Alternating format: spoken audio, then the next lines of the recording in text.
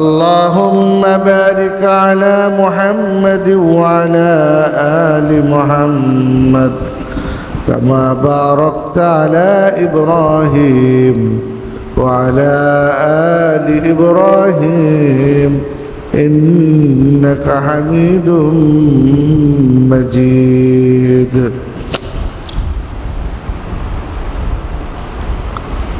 আলহামদুলিল্লাহ, মহান আল্লাহ তাআলার দরবারে অসংখ্য শুকরিয়া যে মহান আল্লাহ তাআলা মেহেরবানি করে পবিত্র জুমার সালাতে আমাদেরকে শামিল হওয়ার তৌফিক দান করেছেন। আমরা সেই মহান মুনিবের দরবারে শুকরিয়া জানিয়ে মহব্বতের সাথে পড়ি আলহামদুলিল্লাহ। দুরূদ ও সালাম সৈয়দুল মুরসালিন খাতামুন নবিয়্যিন আশরাফুল আম্বিয়া মুহাম্মদুর রাসূলুল্লাহ সাল্লাল্লাহু আলাইহি ওয়াসাল্লামের উপর, যার উপরে আল্লাহ তাআলা কোরআন নাযিল করেছিলেন আর তিনি সেই কোরআন দিয়েই বিশ্ববাসীকে নাজাতের পথ দেখিয়েছিলেন। প্রিয় মুসল্লি ভাইরা, আমি আপনাদের সামনে কোরআনে কারীমের সূরা আন-নাহল এর 110 নম্বর আয়াত থেকে 114 নম্বর আয়াত পর্যন্ত তেলাওয়াত করছি। এই আয়াতগুলোর সরল তর্জমা এবং আনুষঙ্গিক কিছু কথা রেখেই জুমার নামাজ আদায় করব ইনশাআল্লাহ।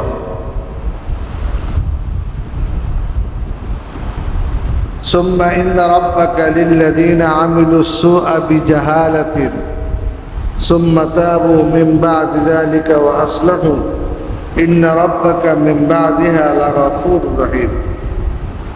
অতঃপর নিশ্চয়ই ইন্না রাব্বাকা, নিশ্চয়ই তোমার রব, নিশ্চয়ই তোমার রব, লিল্লাযীনা হাজারু, ওই সমস্ত লোকদের জন্য যারা হিজরত করেছে, মিন বাদি মা ফুতিনু,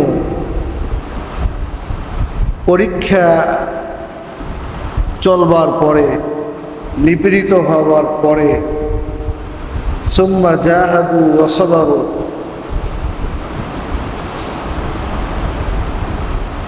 অতঃপর হিজরত করল এবং ধৈর্য ধারণ করল, নিশ্চয়ই ইন্না রাব্বাকা মিন বাদিহা লাগফুরুর রহিম, নিশ্চয়ই আল্লাহ তাআলা এরপরে তাদেরকে ক্ষমা করে দিবেন।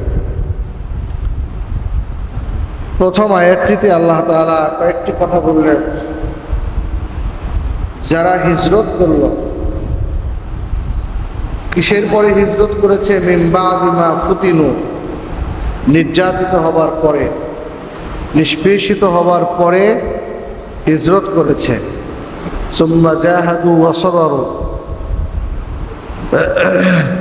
মিন বাদি মা ফুতিনু। আপনারা সকলেই কম বেশি অবগত আছেন যে মক্কায় যখন আল্লাহ নবী সাল্লাল্লাহু আলাইহি ওয়াসাল্লাম তাওহীদের দাওয়াত শুরু করেছিলেন, তখন যারা এই দাওয়াতকে কবুল করেছিল তারা নির্যাতিত হয়েছিলেন, নিষ্পেষিত হয়েছিলেন, তারা ঘর বাড়ি থেকে বিতাড়িত হয়েছিলেন, তারা তাদের দেশ থেকে দেশান্তরিত হয়েছিলেন। এ কথা মোটামুটি জানা আছে না? যারা প্রথম পর্যায়ে ইসলাম গ্রহণ করেছে, নির্যাতিত, নিষ্পেষিত, নিপীড়িত এবং দেশান্তরিত, ঘর বাড়ি ছাড়া তারা হয়েছে।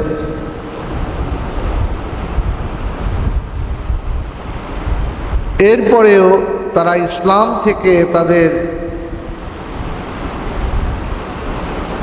তাদেরকে তারা বিতাড়িত করেন নাই, ইসলাম থেকে দূরে সরে যান নাই, বিন্দুমাত্র ইসলাম থেকে দূরে সরে যান নাই। আল্লাহ তাআলা তাদের ক্ষেত্রে বলছেন যে যারা মিন বাদি মা ফুতিনু, যারা নির্যাতিত হবার পরেও জিহাদ চালিয়ে গেল, সুম্মা জাহাদু ওয়া সাবারু, হিজরত করলো, জিহাদ করলো এবং ধৈর্য ধারণ করলো, তাদেরকে আল্লাহ তাআলা মাফ করে দিবেন। সুবহানাল্লাহ। মক্কায় নির্যাতিত হয়েছিল কেন? তাওহীদকে গ্রহণ করার জন্য। মুহাম্মদুর রাসূলুল্লাহ সাল্লাল্লাহু আলাইহি ওয়াসাল্লামকে একমাত্র আদর্শ নেতা হিসেবে তারা গ্রহণ করেছিল, একমাত্র সঠিক পথের দিশা হিসেবে মুহাম্মদুর রাসূলুল্লাহ সাল্লাল্লাহু আলাইহি ওয়াসাল্লামকে তারা নেতা হিসেবে মেনে নিয়েছিলেন।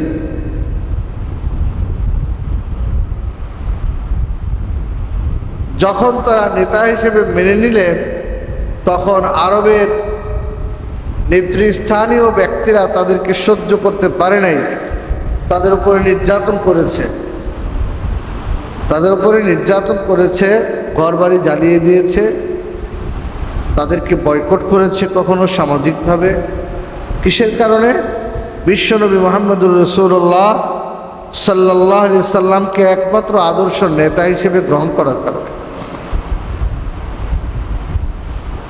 আমরা যারা গোটা দুনিয়ার মুসলমানেরা যারা আছি, তাদের লিডার, তাদের নেতা কিন্তু একজন। নেতা কয়জন? একজন। নাম মুহাম্মদুর রাসূলুল্লাহ সাল্লাল্লাহু আলাইহি ওয়াসাল্লাম।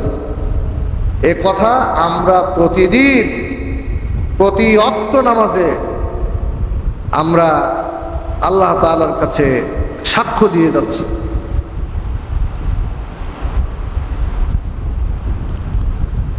আমরা দুরূদ শরীফ পড়ে আল্লাহুম্মা সাল্লি আলা সাইয়্যিদিনা, সাইয়্যিদিনা মানে কি? আমাদের নেতা। সাল্লি আলা, আল্লাহ আমাদের নেতার উপরে তুমি রহমত বর্ষণ করো। আল্লাহুম্মা মানে হে আল্লাহ, সাল্লি আলা মুহাম্মদ, মুহাম্মদ সাল্লাল্লাহু আলাইহি সাল্লামের উপরে তুমি করুণা করো, তুমি রহমত বর্ষণ করো। ওয়া আলা আলি মুহাম্মদ, এবং মুহাম্মদ সাল্লাল্লাহু আলাইহি সাল্লামের যারা আহাল ছিলেন তাদের উপরেও তুমি, তাদের পরিবারের উপরে তুমি রহমত নাযিল করো। কারণ কি? সাইয়্যিদিনা, তিনি আমাদের নেতা, তিনি আমাদের নেতা। তা আমাদের যিনি নেতা, সেই নেতার উপরে কিন্তু আমরা দরুদ পাঠ করি এবং প্রতিনিয়ত আমরা কি করি? আল্লাহ তাআলাকে বলি, আল্লাহ তার উপরে রহমত বর্ষণ করো। নামাজে যেই দরুদ শরীফ পড়ে আল্লাহুম্মা সাল্লি আলা মুহাম্মাদি ওয়া আলা আলি মুহাম্মদ, এখানেও আমরা বলছি মুহাম্মদ সাল্লাল্লাহু আলাইহি সাল্লামের উপরে রহমত নাযিল করো, আল্লাহ করুণা বর্ষণ করো এবং তার পরিবারের উপরে রহমত নাযিল করো।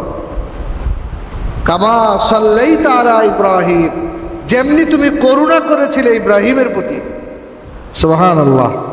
আর আমাদের পিতা হচ্ছেন হযরত ইব্রাহিম আলাইহিস সালাতু ওয়াস সালাম।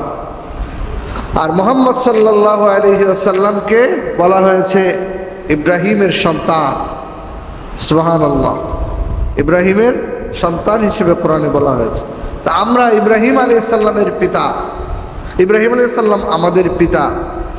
আমাদের পিতার জন্য দোয়া করি, আবার আমাদের যিনি নবী তার জন্য আমরা নামাজের মধ্যে দোয়া করে থাকি। আর তো কিছু নেই। এই যে দরুদ শরীফ, এই দরুদ শরীফের মধ্যে তো দুইটা দোয়া, একটি মুহাম্মদ সাল্লাল্লাহু আলাইহি সাল্লামের জন্য দোয়া, আরেকটি দোয়া হচ্ছে হযরতে ইব্রাহিম আলাইহিস সালাতু ওয়াস সালামের উপরে দোয়া। দুইজন নবীর উপরে আমরা দোয়া করি, আল্লাহ যেন তাদের উপরে করুণা রহমত আল্লাহ বর্ষণ করে। তো যারা প্রথম পর্যায়ে ঈমান এনেছিল, রাসূল সাল্লাল্লাহু আলাইহি ওয়াসাল্লামকে একমাত্র আদর্শ নেতা হিসেবে যারা মেনে নিয়েছিল, তাদের উপরে অসংখ্য নির্যাতন। এর আগে আমরা বলেছি, গত জুমায় আমরা বলেছি হযরতে খাব্বাব, হযরতে বেলাল, হযরতে সুমাইয়া, হযরতে ইয়াসার, হযরতে আম্মার, এই যে ইসলামের প্রথম যুগের সাহাবী যারা ছিলেন, কত শত নির্যাতন তাদেরকে সহ্য করতে হয়েছে। হযরতে সুমাইয়ার কথা বলেছিলাম, ইসলামের প্রথম শহীদ। ইসলামের প্রথম শহীদ একজন নারী, দুই ইটের সাথে দুই পা বেঁধে দুই উটকে দুই দিকে সওয়ার করা হয়েছে, গোটা দেহটা দ্বিখণ্ডিত হয়েছে, কিন্তু এক মুহূর্তের জন্য ইসলাম থেকে বিচ্যুত হন নাই, তাওহীদ থেকে এক মুহূর্তের জন্য সরে যান নাই। বলেছে লা ইলাহা ইল্লাল্লাহ, এই কালেমার থেকে দূরে সরে যান নাই। হযরতে খাব্বাবকে আগুনের সেক দেওয়া হয়েছে এই পেটে, নারী বড়িগুলো এখান দিয়ে তার রক্ত পুঁজ বের হয়েছে, আবার ছেড়ে দেওয়া হয়েছে, আবার শাস্তি দেওয়া হয়েছে, কিন্তু ইসলাম থেকে দূরে সরে যান না। হযরতে বেলাল প্রচণ্ড গরম বালুর মধ্যে তাকে হাত বেঁধে পা বেঁধে টেনে নেওয়া হয়েছে, বারবার বলা হয়েছে আল্লাহকে অস্বীকার করার জন্য। হযরতে বেলাল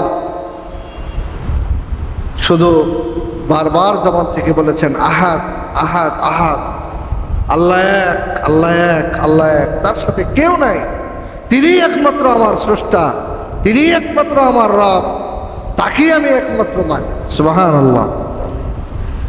ঠিক এই মানুষগুলোকে নির্যাতন করা হয়েছে এবং সমস্ত সাহাবারা তখন নির্যাতনের নিষ্পেষণের শিকার ছিলেন।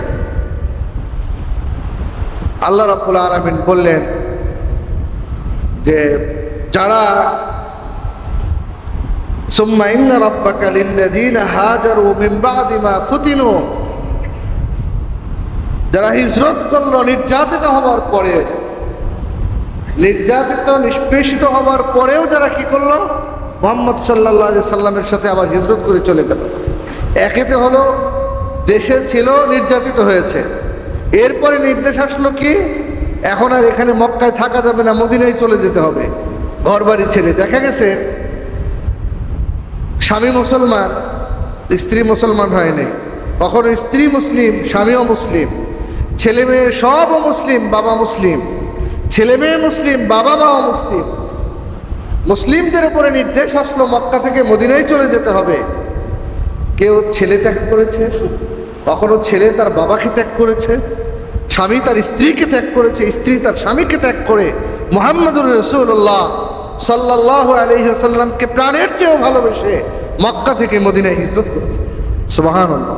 আল্লাহ তাআলা বললেন সুম্মা ওয়াহাজারু, যারা হিজরত করলো নির্যাতিত হবার পরেও, একে তো বাড়িতে বসে নির্যাতন হয়েছে, নির্যাতিত হয়েছে, তারপরে মুহাম্মদ সাল্লাল্লাহু আলাইহি ওয়াসাল্লাম যখন মদিনায় চলে যেতে বললেন সেখানেও চলে গেল, পরোয়া করে নাই। দুনিয়ার কোনো মহাব্বত, কোনো ভালোবাসা, কোনো স্বার্থ তাদেরকে আটকিয়ে রাখতে পারে নাই, তারা হিজরত করে মদিনায় চলে গেলেন। আল্লাহ পাক বললেন সুম্মা জাহাদু ওয়া সাবারু, এই যে তারা চলে গেলেও এরপরে তারা জিহাদ করলো আল্লাহর দ্বীন প্রতিষ্ঠার জন্য, ইসলামের হুকুমত প্রতিষ্ঠার জন্য। তারা তাদের জীবন দিল, তারা তাদের শ্রম দিল, তারা তাদের টাকা পয়সা দিল, সব কিছু দিল কিসের জন্য? ইসলামের বিজয়ের জন্য। সুম্মা জাহাদু, তারা জিহাদ করলো দ্বীন প্রতিষ্ঠার জন্য, ইসলামকে দুনিয়ার জমিনে প্রতিষ্ঠার জন্য তারা কি করলো? জিহাদ করলো। জিহাদ মানে কি? প্রচেষ্টা করা। জিহাদ প্রচেষ্টা করা, এর চূড়ান্ত পর্যায়কে বলা হয় কেতাল। চূড়ান্ত পর্যায় হচ্ছে বদর, উহুদ, খন্দক, এগুলো হলো জিহাদের চূড়ান্ত পর্যায় ছিল। ময়দানে যেতে হয়েছে, তার আগে মুসলমানেরা কাজ করেছে, একজন আরেকজনের কাছে ইসলামের দাওয়াত পৌঁছে দিয়েছে, বাড়িতে বাড়িতে, পাড়ায় পাড়ায়, গ্রামে গ্রামে তারা ইসলামের দাওয়াত পৌঁছে দিয়েছে। এর নাম হচ্ছে জিহাদ। তারা জিহাদ করেছে, প্রচেষ্টা করেছে তারা আল্লাহর দ্বীন প্রতিষ্ঠার জন্য, আল্লাহর হুকুম অনুযায়ী যেন মানুষগুলো চলে, এই কাজগুলো তারা করেছেন। আর এই কাজ করতে গিয়ে তারা সবচেয়ে বেশি ভালোবেসেছিলেন কাকে? মুহাম্মদুর রাসূলুল্লাহ সাল্লাল্লাহু আলাইহি সাল্লামকে। তাকে একমাত্র মডেল হিসেবে গ্রহণ করে নিয়েছিলেন, তাকে একমাত্র আদর্শ নেতা হিসেবে গ্রহণ করে নিয়েছিলেন। আর কাউকে মানব না, মানব কাকে? মুহাম্মদুর রাসূলুল্লাহ সাল্লাল্লাহু আলাইহি সাল্লাম। এরপরে দুনিয়ার যারা নেতৃত্ব দিবে, তারা যদি মুহাম্মদুর রাসূলুল্লাহ সাল্লাল্লাহু আলাইহি ওয়াসাল্লামের আদর্শে তার সুন্নত অনুযায়ী নেতৃত্ব দেয়, তাহলে তার নেতৃত্ব মানা যাবে। কারণ আমরা তার নেতৃত্ব মূলত মানি না, নেতৃত্ব মানি কার? মুহাম্মদ সাল্লাল্লাহু আলাইহি ওয়াসাল্লামের। তার পথ যারা দেখাচ্ছে আপনি তাদের অনুসরণ করতে পারবেন। কোরআনের মধ্যে বলা হয়েছে আতিউল্লাহ ওয়া আতিউর রাসূল ওয়া উলিল আমরি মিনকুম, আল্লাহর আনুগত্য করবে, আল্লাহর নবীর আনুগত্য করবে। এরপরে ওয়া উলিল আমরি মিনকুম, তোমরা তোমাদের নেতাদের আনুগত্য করবে যারা আল্লাহ এবং রাসূলের আনুগত্য করে। সুবহানাল্লাহ, যারা বলেন না সুবহানাল্লাহ। আল্লাহ এবং রাসূলের আনুগত্য করে যেই মানুষগুলো, সেই মানুষগুলোর আনুগত্য করলে মূলত আল্লাহ এবং রাসূলের আনুগত্য করা হবে, ওই মানুষগুলোর আনুগত্য করতে হবে। ওয়া উলিল আমরি মিনকুম। সুতরাং তৎকালীন সময়ের আরবের মুসলমানেরা সাহাবা একরাম রিজওয়ানুল্লাহি তাআলা আলাইহিম আজমাইন, তারা বিশ্বনবী মুহাম্মদুর রাসূলুল্লাহ সাল্লাল্লাহু আলাইহি ওয়াসাল্লামকে তাদের জীবনের চাইতে বেশি ভালোবেসে নিয়ে তাকে আদর্শ নেতা হিসেবে গ্রহণ করে তার নেতৃত্বে মদিনায় ইসলামী হুকুমত প্রতিষ্ঠার জন্য তারা জিহাদ করেছে, তারা আন্দোলন করেছে, মানুষকে বুঝিয়েছে ইসলাম। আল্লাহ পাক বললেন, যারা হিজরত করে চলে গেল নির্যাতিত হবার পরেও ওইখানে যেও জিহাদ করলো, বসে থাকে নাই, অসবারু, এবং মার খেয়েছে, নিষ্পেষিত হয়েছে, গালমন্দ শুনেছে, এরপরেও অসবারু, তারা ধৈর্য ধারণ করেছে। সুবহানাল্লাহ, তারা ধৈর্য ধারণ করেছে। আল্লাহ পাক বললেন, ইন্না রাব্বাকা মিন বাদিহা লাগাফুরুর রহিম। এতগুলো কাজ যারা করলো, এই নির্যাতন সহ্য করলো, এরপরে আল্লাহর পথ থেকে দূরে সরে যায় নাই, মুহাম্মদ সাল্লাল্লাহু আলাইহি সাল্লামের কাছ থেকে বিতাড়িত হয়নি। আল্লাহ পাক বললেন, ইন্না রাব্বাকা মিন বাদিহা লাগাফুরুর রহিম, তোমাদের রব তোমাদেরকে মাফ করে দিবেন, খুবই ক্ষমাশীল, খুবই দয়ালু তোমাদের জন্য। তোমরা যারা এই কষ্টগুলো করলে তাদের জন্য আল্লাহ কি করবেন? রহম করবেন, তাদেরকে আল্লাহ তাআলা মাফ করে দেবেন। তাহলে আল্লাহ তাআলার মাফ পাওয়া যাবে, কিন্তু আল্লাহর পথে তো কষ্ট করতে হবে। সেই রক্ত ঝরা ইসলাম, সেই দাঁত ভাঙা ইসলাম তো আমরা পেয়েছি, কিন্তু আমরা তো আরামে আরামে শুধু ইসলাম পালন করতে চাই। যেই বিধানটা আমার পক্ষে আমি সেই বিধানটা মানতে চাই, যেই বিধানটা আমার বিপক্ষে সেইটা নিয়ে আমি মোটামুটি এদিক সেদিক করে একটু এড়াই চলতে চাই। কেবল তাই চাই না, আমরা তো আমাদের পক্ষেরটা মানতে চাই। যেইটা মোটামুটি আমার ফেভারে আছে আমি সেটা মানবো, আর আমার মন মতো না হইলে আমি সেটা মানবো না। সাহাবাদের তরিকা তা ছিল না। সাহাবাদের তরিকা ছিল আল্লাহর নবী যা বলবেন আমি তাই করব। সামি'না ওয়া আতা'না, সাহাবারা বলতেন সামি'না ওয়া আতা'না, আমরা শুনলাম মেনেও নিলাম। সুবহানাল্লাহ পড়েন, সুবহানাল্লাহ। সাহাবাদের বক্তব্য ছিল এটা, সামি'না ওয়া আতা'না, হে নবী আমরা শুনলাম মেনেও নিলাম। আর অবাধ্য যারা ছিল, মুনাফিক কাফের তারা ছিল, তারা বলতো সামি'না ওয়া আসাইনা, আমরা শুনলাম বাট মানতে পারলাম না, তোমার কথা শুনলাম কিন্তু মানতে পারবো না তোমার কথা। ওয়া আসাইনা, এটা অবাধ্য করলাম, তোমার কথাকে আমরা অমান্য করলাম, আমরা এটা মানবো না। আর মুসলমানদের বক্তব্য সামি'না ওয়া আতা'না, শুনলাম এবং এটাকে আমরা মেনে নিলাম, গ্রহণ করে নিলাম। তো সাহাবারা শুনেছেন, মেনে নিয়েছেন। আর যেহেতু শুনেছেন, মেনে নিয়েছেন, আল্লাহ রাব্বুল আলামিন মাফ করে দিয়েছেন। আল্লাহর নবী আসার আগে এই সমস্ত মানুষগুলো তো পথভ্রষ্ট ছিল, তারা তো জানতো না। তা আল্লাহ নবী যখন জানালেন, সঠিকটা যখন জেনে ফেললেন, তখন মেনে নিলেন। মেনে নেবার পরে আল্লাহ তাদের পূর্বের জীবনের সব গুনাহ মাফ করে দিলেন। সুবহানাল্লাহ, আল্লাহ মাফ করে দিলেন।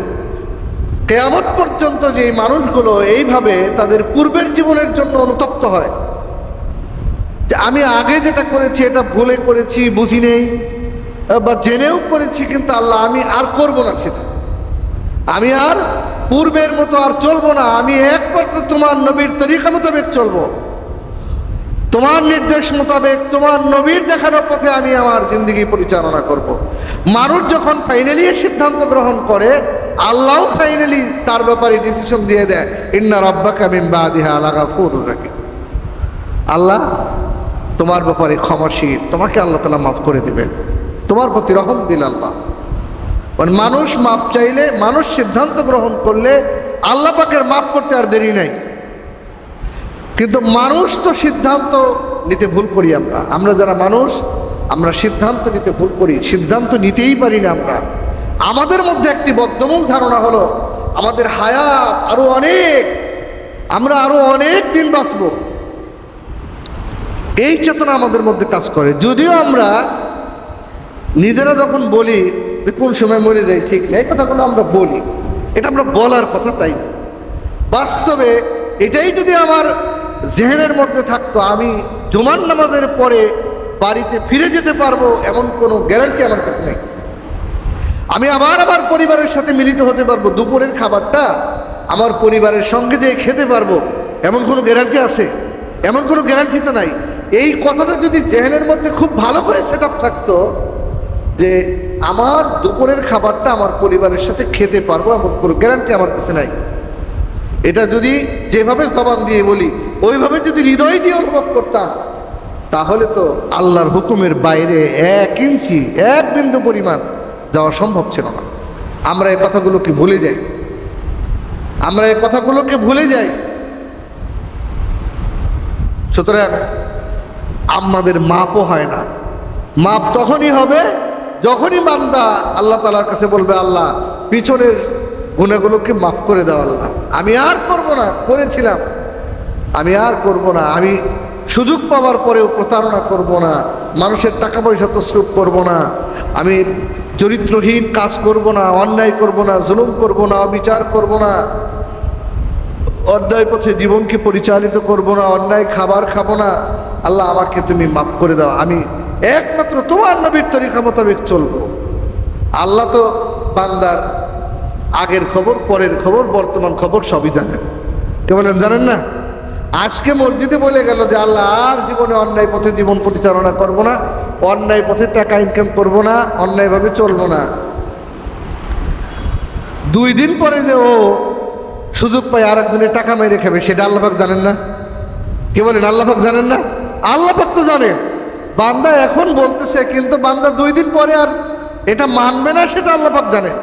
সুতরাং তাকে তো আল্লাহ তাআলা মাফ করবেন না। কিন্তু যেই বান্দা বলে ফেললো যে আল্লাহ আর জীবনে করবো না, আল্লাহ তো জানেন ও করবে না, আল্লাহ পাক তার বিগত জীবনের গুনাহ মাফ করে দেন। সুবহানাল্লাহ। তো এটা তো আল্লাহ পাকের অনেক বড় একটি রহম। আল্লাহ খুশি হয়ে গেছে। আল্লাহ যখন খুশি হয়ে গেল, তখন আল্লাহ রাব্বুল আলামিন তার বিগত জীবনের সমস্ত এই গুনাহের জায়গাগুলো নেকি দিয়ে ভরপুর করে দেন। সুবহানাল্লাহ। সুতরাং সাহাবারা যারা ছিলেন, আল্লাহ নবীর বক্তব্য যারা মেনে নিলেন, আল্লাহ নবীর সুন্নাত, আল্লাহ নবীর তরিকা যারা মেনে নিলেন, তাদের বিগত জীবনের সমস্ত গুনাহও মাফ হয়েছে, সমস্ত গুনাহের জায়গাগুলোকে আল্লাহ নেকি দিয়ে ভরপুর করে দিয়েছেন। সুবহানাল্লাহ। যে কারণেই জাহিলি যুগে যারা নেতা ছিল, আল্লাহ নবী বললেন, খিয়ারুকুম ফিল জাহিলিয়াতে খিয়ারুকুম ফিল ইসলাম। আল্লাহ নবী এই দাওয়াতটি দিয়েছিলেন। হাদিসের মধ্যে এই কথাটি এসেছে, আল্লাহ নবী ওই কাফের মুশরিকদের নেতাদেরকে এই দাওয়াত দিয়েছেন, নেতাদের, যে খিয়ারুকুম ফিল জাহিলিয়াতে খিয়ারুকুম ফিল ইসলাম। বললেন, হে জাহিলি নেতারা, তোমরা শুনে রাখো, এখন তো তোমরা তোমাদের এই জাহিলি যুগে তোমরাই উত্তম ব্যক্তি, তোমরা শ্রেষ্ঠ ব্যক্তি, তোমরা নেতৃত্ব দিচ্ছ, তোমরা নেতা। মনে রেখো, তোমরা যদি ইসলাম গ্রহণ করো, ইসলামের পথে চলে আসো, খিয়ারুকুম ফিল জাহিলিয়াতে খিয়ারুকুম ফিল ইসলাম, ইসলামের যুগে তোমরাই নেতৃত্ব দিবে। সুবহানাল্লাহ। তোমরা আজকে কালেমার বিরোধিতা করছো, তোমরা আল্লাহর আদেশ মানতেছো না, তোমরা জাহেল হিসেবে আছো, তোমরা এখন নেতৃত্ব দিচ্ছ সমাজের। কিন্তু তোমরা যদি ইসলাম কবুল করো, নেতৃত্ব তো তোমরাই দিবে। খিয়ারুকুম ফিল ইসলাম, তোমরাই নেতৃত্ব দিবে। হযরত ওমর আগেও নেতা ছিলেন, আবার ইসলাম গ্রহণ করার পরেও কি ওমর নেতা হয়েছে, ওমর নেতা হয়েছেন। আবু সুফিয়ান ইসলামের অনেক ক্ষতি করেছে। হযরত আবু সুফিয়ান তিনি উহুদের ময়দানে ইসলামের অনেক ক্ষতি করেছে, কিন্তু মক্কা বিজয়ের সময়, মক্কা বিজয়ের পরে ইসলাম কবুল করল। ইসলাম কবুল করার পরে আল্লাহ নবী সাল্লাল্লাহু আলাইহি ওয়াসাল্লাম মক্কা বিজয়ের দিনে ঘোষণা করলেন। দেখুন আল্লাহ নবী কত উদার মানুষ ছিলেন, কত উদারতা তিনি দেখিয়েছেন আল্লাহ নবী। যেই মানুষগুলো ইসলামের বিরোধিতা করেছে, মুসলমানদেরকে মেরেছে, মুসলমানদের উপরে নির্যাতন করেছে, কেবলমাত্র জবান দিয়ে বুঝে শুনে পড়ে ফেললো লা ইলাহা ইল্লাল্লাহু মুহাম্মাদুর রাসূলুল্লাহ, এই কালেমা পড়েছে আবু সুফিয়ান। এই ঘোষণা আল্লাহ নবীর কানে গেল যে আবু সুফিয়ান কালেমা পড়েছে। অনেক বড় নেতা আবু সুফিয়ান, আর আবু সুফিয়ান কালেমা পড়েছে, আল্লাহ নবীর কাছে ঘোষণা গেল। আল্লাহ নবী মক্কা বিজয়ের দিন বলল, আজকের এই দিনে যারা আবু সুফিয়ানের বাড়িতে গিয়ে আশ্রয় নেবে তাদেরকে আমি মাফ করে দেব। সুবহানাল্লাহ, সুবহানাল্লাহ বলবেন না জোরে করে? সুবহানাল্লাহ। আমাদের মধ্যে যারা নেতা তারা কি উদারতা দেখাইতে পারবে? পারবো? খালি চিন্তা করে কবে ক্ষমতায় যাবো, ওর প্রতিশোধ নেব। কি বলেন? এই এক দল আর এক দলের ব্যাপারে এই চিন্তা করে না? যখন যে দল ক্ষমতায় থাকে আর এক দল আবার চিন্তায় থাকে কবে পরিবর্তন হবে, কবে আমরা ক্ষমতায় যাব, তখন ওদেরকে দেখাবো। অথচ বিশ্বনবী মুহাম্মদুর রাসূলুল্লাহ সাল্লাল্লাহু আলাইহি সাল্লাম কি উদারতা দেখালেন, কি উদারতা দেখালেন। যেই মানুষগুলো তাকে দেশ থেকে তাড়িয়ে দিল, দেশান্তরিত করলো, কাফের মুশরিকদের ঘর বাড়ি কি মুসলমানদের ঘর বাড়ি জ্বালিয়ে দিয়েছিল, আল্লাহর নবীকে দামদান মুবারক শহীদ হতে হয়েছে। চিন্তা করা যায়? আপনি একটু চিন্তা করে দেখেন, যেই নবীর জন্য আমরা পাগল পাড়া, সেই নবীকে মেরেছে, দাঁতগুলো ভেঙে দিয়েছে, রক্তাক্ত করেছে তায়েফের ময়দান। ফেরেশতারা এসে বলেছেন, হে আল্লাহর নবী, আপনি দোয়া করেন, আপনি দোয়া করেন, আমরা এই জমিনকে উলটপালট করে দেবো, এই মানুষগুলো ধ্বংস করে দেবো, এদেরকে জমিন উলটপালট করে দেবো, খালি আপনি আল্লাহর কাছে হাত তুলেন। আল্লাহ নবী সাল্লাল্লাহু আলাইহি সাল্লাম বললেন, আল্লাহুম্মা হদি কওমি ফাইন্নাহুম লা ইয়ালামুন। আল্লাহ নবী বললেন, আল্লাহ আমার এই জাতিকে তুমি হিদায়াত দাও। তায়েফের ময়দানে দোয়া করলেন আল্লাহ নবী যে এই জাতিকে তুমি হিদায়াত দাও। ফাইন্নাহুম লা ইয়ালামুন, ওরা মনে হয় আমাকে চিনে নাই। সুবহানাল্লাহ বলবেন না? সুবহানাল্লাহ। আমার জাতি হয়তো আমাকে চিনতে পারে নাই আল্লাহ, ওরা না বুঝে আমাকে মেরেছে, আল্লাহ ওদেরকে হিদায়াত দান করো। সুবহানাল্লাহ বিহামদিহি। আল্লাহ নবী এভাবে উদারতা দেখিয়েছেন। এই উদারতার ফলেই একদিন এই জাহিলি সমাজ ইসলামী সমাজে পরিণত হয়েছিল। সুবহানাল্লাহ। যেই জাহিলি সমাজে মানুষের কোনো নিরাপত্তা ছিল না, মানুষের কোনো গ্যারান্টি ছিল না, এতিমদের সম্পদগুলো কেড়ে নেওয়া হতো, গরিবের কোনো অধিকার ছিল না, সেই সমাজটিকে আল্লাহ নবী সাল্লাল্লাহু আলাইহি সাল্লাম একটি সুন্দর সমাজে পরিণত করলেন। আল্লাহ নবী বললেন, খায়রুল কুরুনি করনি, আমার যুগ শ্রেষ্ঠ যুগ। সুবহানাল্লাহ। পৃথিবীতে যত জামানা এসেছে, যত যুগ এসেছে, তার মধ্যে আমার যুগ শ্রেষ্ঠ যুগ। আমি একটি শ্রেষ্ঠ জামানা উপহার দিতে পেরেছি জাতিকে। কিসের মাধ্যমে দিয়েছেন? উদারতার মাধ্যমে, ধৈর্যের মাধ্যমে, মারামারির মাধ্যমে ইসলামের বিজয় হবে এ কথা কিন্তু কোথাও আল্লাহ পাক বলেন নাই। সব জায়গায় আল্লাহ ধৈর্যের কথা বলেছেন, ধৈর্যের কথা বলেছেন। বিশ্বনবী মুহাম্মদুর রাসূলুল্লাহ সাল্লাল্লাহু আলাইহি ওয়াসাল্লাম ধৈর্য ধারণ করেছেন। হ্যাঁ, একটি পর্যায়ে যারা আর ইসলাম কবুল করবে না, যারা তাদের ব্যাপারে তারা যখন আক্রমণ করেছে, সেখানে প্রতিরোধ করার কথা ইসলামে এসেছে। সেই প্রতিরোধ করতে কি কখনো বদর, কখনো খন্দক, কখনো উহুদের ময়দান হাজির হয়েছে আল্লাহ নবীর কাছে, কিন্তু ধৈর্যের কোনো বিকল্প ছিল না। আপনারা কি মনে করেন হযরত ওমরের মতো মানুষ আল্লাহ নবীর ভয়তে ইসলাম কবুল করেছে? লাঠিসোঁটা কি তার কম ছিল নাকি? কোনো অংশে তো কম ছিল না। শক্তি, লাঠিসোঁটা, ক্ষমতা কোনো অংশে কম ছিল না। কিন্তু মুহাম্মদুর রাসূলুল্লাহ সাল্লাল্লাহু আলাইহি ওয়াসাল্লামকে মারতে গিয়েছিল, মুহাম্মদের কল্লা আনতে যাবে, যারা কল্লা এনে দিতে পারবে তাদেরকে পুরস্কৃত করা হবে। হযরত ওমর বলল, কল্লাটা আমি আনার দায়িত্ব গ্রহণ করলাম। মুহাম্মদের কল্লা আনার জন্য কে দায়িত্ব নিল? হযরত ওমর। পথের মধ্যে যায় শুনে তার বোন ইসলাম কবুল করেছে, তার ভগ্নিপতি ইসলাম কবুল করেছে, তাদের বাড়িতেই ঢুকলো। আগে বললো, আগে বোন বানাইকে সাইজ করে নিল। সেখানে ঢোকার পরে দেখে বোন কি জন্য তেলাওয়াত করতেছিল, ভগ্নিপতি তেলাওয়াত করতেছিল, ওই দরজার পাশে দাঁড়ায় দাঁড়ায় শুনছে। তারপরে যাওয়ার পরে বললো যে কি পড়তেছিল, আমার কাছে দাও তো। তারা বললো না, দেওয়া যাবে না। মারপিট করলো, তখন বোনকে মারছে, ভগ্নিপতিকে মারছে, যে মুহাম্মাদের ধর্ম গ্রহণ করছিস তোরা। খুব মার দিছে, তাদেরকে রক্তাক্ত করেছে, পড়তে চেয়েছে, বোনের পরেও দিচ্ছে না। কোরআনের কপিটি দিচ্ছে না। বলল, না, তোমাকে দেওয়া যাবে না, তুমি অপবিত্র, তুমি গোসল করে আসো, পাক পবিত্র হয়ে আসো, এরপরে দিব। হযরত ওমর তাই করেছে, দিয়েছেন। হযরত ওমর তেলাওয়াত করছেন, তাহা মা আনসালনা আলাইকাল কুরআন লিতাশকা ইল্লা তাযকিরাতাল লিমান ইয়াখশা। সূরা তাহা তেলাওয়াত করলেন। হযরত ওমরের হৃদয়টা গলে গেল, নরম হয়ে গেল। হযরত ওমর রাদিয়াল্লাহু তাআলা আনহু দৌড়ে চলে গেলেন মুহাম্মদ সাল্লাল্লাহু আলাইহি ওয়াসাল্লামের কাছে, সেই তরবারি নিয়ে, খোলা তরবারি নিয়ে চলে গেলেন।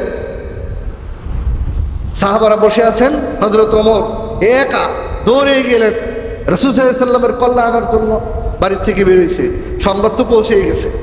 সাহাবারা আল্লাহর নবীকে বললেন, ইয়া রাসূলুল্লাহ, আপনি ভিতরে আসেন, ওমর আসতেছে, ওর কোনো দুর্বিসন্ধি আছে, যেভাবে আসতেছে। রাসূল সাল্লাল্লাহু আলাইহি ওয়াসাল্লাম দূর থেকে সাহাবাদেরকে বসতে বললেন। রাসূল সাল্লাল্লাহু আলাইহি ওয়াসাল্লাম দাঁড়িয়ে থাকলেন, বললেন, ওমরের চেহারার মধ্যে আমি পরিবর্তন দেখতে পাচ্ছি। সুবহানাল্লাহ, ওমরের চেহারার মধ্যে আমি পরিবর্তন দেখতে পাচ্ছি, তোমরা থামো, বসো তোমরা। হযরত ওমর রাদিয়াল্লাহু তাআলা আনহু আসলেন, তরবারি ফেলে দিলেন, আল্লাহর নবীর কদমে পড়ে গেলেন, বললেন, লা ইলাহা, আমাকে কালেমা পড়িয়ে দেন, লা ইলাহা ইল্লাল্লাহু মুহাম্মাদুর রাসূল। হযরত ওমর রাদিয়াল্লাহু তাআলা আনহু কালেমা পড়ে মুসলমান হয়ে গেলেন। তো এই মুসলমান কি বইতে হয়েছেন নাকি? বইতে হন নাই, বইতে হন। আল্লাহর কোরআনের মুজিজা, আল্লাহর নবী ধৈর্য ধারণ করেছেন সর্বোচ্চ। আল্লাহ বিজয় দিয়েছিলেন, মুসলমানদেরকে একটি বড় বিজয় দান করেছিলেন। সুতরাং মুহাম্মদ সাল্লাল্লাহু আলাইহি সাল্লাম যে কাজটি করেছিলেন, আমরা যারা ইমানদার মানুষ, আমাদেরকে সেই কাজ করতে হবে, সেই নবীর তরিকা মোতাবেক চলতে হবে, সেই নবীর তরিকা, সেই নবীর আদর্শ আমাদেরকে গ্রহণ করতে হবে। তাহলে আমাদের এই সমাজ একদিন সুন্দর একটি সমাজে পরিণত হতে পারে। আল্লাহ পাক আমাদের সকলকে বিশ্বনবী মুহাম্মদুর রাসূলুল্লাহ সাল্লাল্লাহু আলাইহি সাল্লামের তরিকা মোতাবেক আমাদের জীবনকে পরিচালনা করার তৌফিক দান করেন। সবাই বলেন আমিন।